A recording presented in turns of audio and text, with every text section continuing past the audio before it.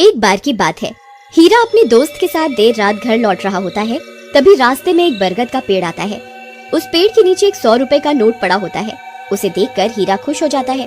अरे वाह वाह वाह, आज तो लॉटरी लग गई। रामू भाई वो देखो 100 रुपए का नोट।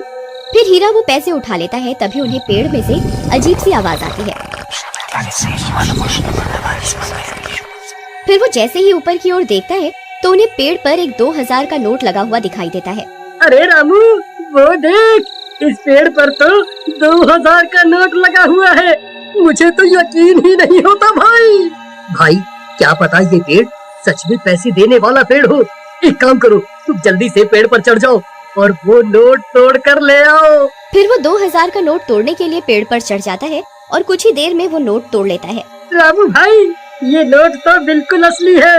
अरे वाह वाह वाह, आज तो मजा ही आ गया। चलो भाई अब जल्दी से नीचे आ जाओ, कहीं कोई हमें नोट तोड़ते हुए ना देख ले। अब तो हम पार्टी करेंगे। अरे हीरा भाई कहाँ रह गए? जल्दी नीचे आओ, कोई हमें देख ना ले। अरे हीरा भाई कहाँ रह गए? नीचे क्यों नहीं उतर रहे? कहीं तुम अकेले ही इन 2000 रुपयों को हजम तो नहीं करना चाहते भाई? तभी हीरा के चीखने की आवाज आती है। अरे क्या हुआ भाई, सब ठीक तो है? अरे यार क्या करूं, ये तो दिखाई भी नहीं दे रहा। अरे भाई तुम ठीक तो हो? क्या करूं? हाँ, मुझे ही ऊपर जाकर देखना होगा, ये आखिर माजरा क्या है। फिर रामू भी पेड़ पर चढ़ने लगता है। तभी पेड़ से किसी के गुर्राने की आवाज आती है। रामू वहीं रुक जाता है।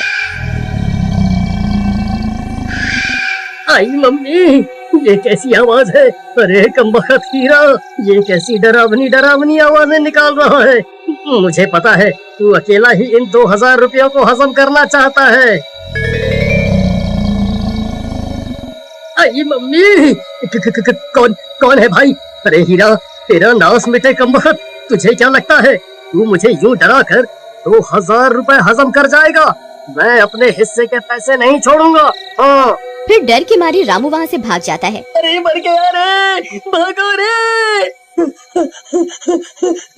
सुबह होने पर रामू सीधा हीरा के घर हिस्से के पैसे लेने पहुँच जाता है। ए हीरा दरवाजा खोल, मैं अपने हिस्से के पैसे लेने आ गया। चल जल्दी मेरे पैसे निकाल। फिर हीरा की पत्नी दरवाजा खोलती है। रामू भैया आप, अच्छा हुआ आप आ गए। ये कल रात से घर पर नहीं लौटे, मुझे बहुत फिक्र हो रही है। आप कुछ कीजिए ना। कहीं ये कमबख्त सारे पैसे लुटाने के लिए शहर तो नहीं निकल गया? नहीं, हीरा एक नंबर का कंजूस है। वो इतने पैसे खर्च करने वालों में से नहीं है। जरूर कुछ गड़बड़ है। राधा बहन चलो मेरे साथ। फिर रामू राधा को अपने साथ लेकर उस बरगद के पेड़ के पास पहुंच जाता है। राधा बहन, हम रात को इसी रास्ते से आ रहे थे, तब हमें इस पेड़ पर 2000 रुपए का नोट लगा हुआ दिखाई दिया।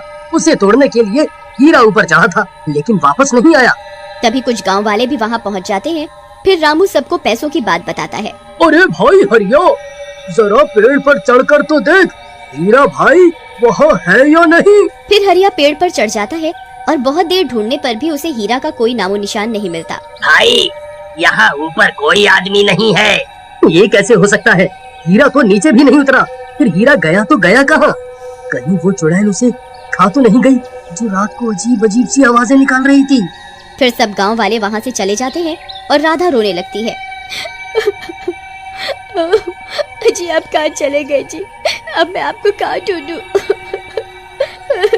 तुम रो नहीं बहन, हीरा जरूर मिल जाएगा। हम रात होने पर यहाँ दोबारा आएंगे। फिर वे दोनों भी वहां से चले जाते हैं।